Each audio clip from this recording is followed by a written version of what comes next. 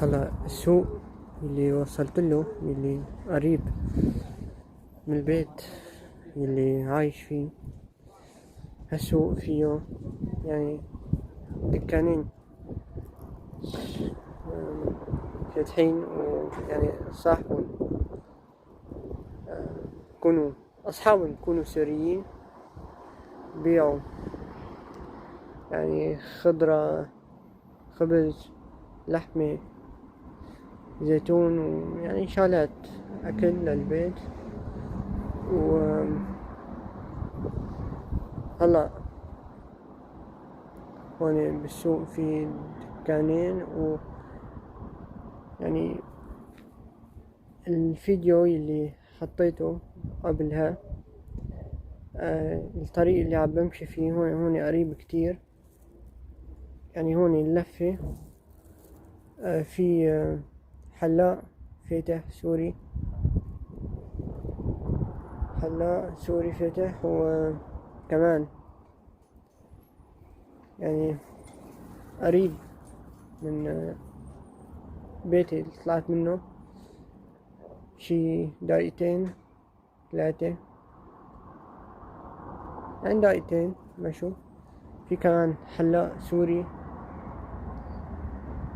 فاتح هنيك، يعني كل الفاتحين بكونوا شباب، يعني أغلبهم بكونوا شباب، والكل يعني أغلبهم بكونوا متأثرين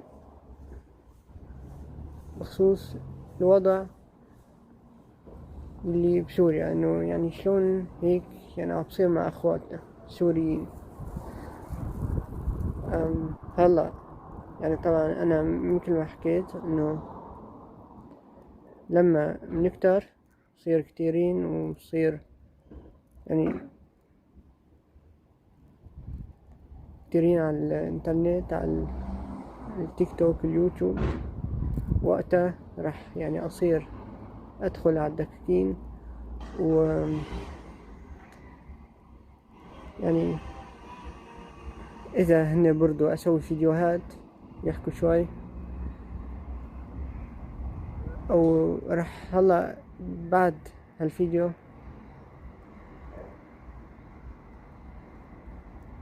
هلا أنا رايد أقول بس إنه الفيديوهات اللي بحطن على التيك توك كمان راح أحطن على اليوتيوب.